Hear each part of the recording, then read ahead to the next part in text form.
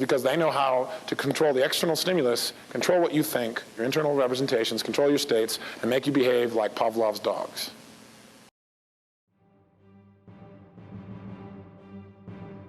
Every human problem is a behavioral problem. Every human problem is a behavioral problem. War is not a problem as itself. It's not an entity. It is a what kind of problem? A problem with what? Human what? Behavior. I thought all problems are behavioral problems. By changing our behaviors, we could change the entire world.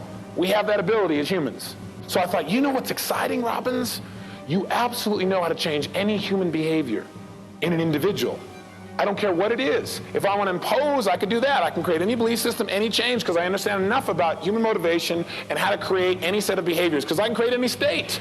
If I was a bad person, I could make you in a state, as I gave you an example, where you would kill someone if I was a bad person. Because all I'd have to do is put you in a trance, use my external stimulus to create an internal representation. See, so the bottom line is I could change anybody's state and create any behavior individually. On the negative side, I can also do the positive side. I can take anybody who felt terrible about anything, somebody who's going to commit suicide, and I can change their state and they no longer commit suicide. I can get that same person who used to be in a prison and get them to do this. Someone who knew they couldn't ever get a job, go out and end up being a partner in a business. I've had that ability, and I'm not special. I just understand the technologies. I want to point something out to you. Here's what this whole talk is about tonight. All human behavior is the result of what? We've talked about this weekend. Result of what? State. All human behavior is the result of state. Now here's what we need to realize. State is the result of what? Internal what? Representations and or physiology. What affects physiology? Temperature, smog, anything in the environment, your biochemistry, the way you eat, any of those will determine your physiology, and that'll determine a lot of your state and what kind of behaviors you produce as an individual. How do you get somebody to be a kamikaze? How do you get someone to create a behavior called kill thyself? One of the things you can do, you got to change their state, because they're not going to kill themselves in a normal, everyday state. They're not going to put their plane into a truck or into a car, or into a home, or into a boat or a ship in a normal state. You have to change it. So one way you can do is change their physiology. So you can drug them. That's one way, right?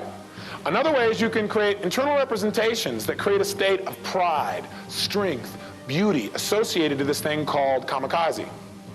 Yeah, you know why they did that? Because they had external stimulus. Just remember this. They had external stimulus from the environment that created representations that if they did this, they would be creating all this other positive stuff. So whenever they thought about killing themselves, it was an internal representation of pride, love, supporting your country. Your family would be honored because you were a kamikaze. And they did it over and over again until it was a clear internal representation. They believed it, put it in a state of pride, produced the behavior called kamikaze. But what I want you to realize is, what would happen if we as individuals learned how to provide such congruent external representations about things, by the way we spoke, by the way we used our bodies, by our physiology, that we could change anybody's internal representations, change their state and change their behaviors. What could you create in your life if you developed that kind of skill? What could you create? Let's forget about the global peace. Let's talk on an individual level.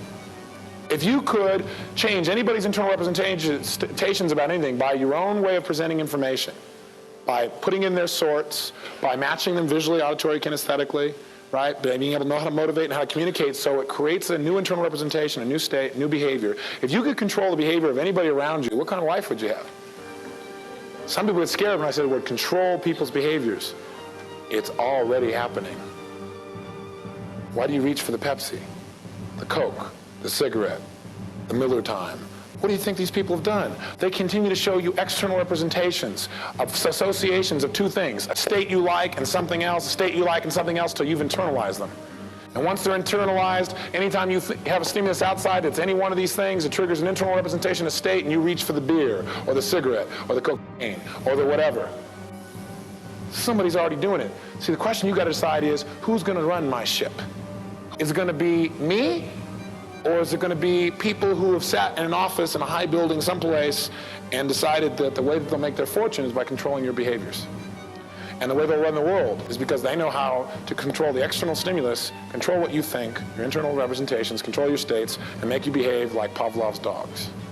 Because the truth is, that's how most of you have been behaving. And I've been one of them too. But I don't want to play that way anymore.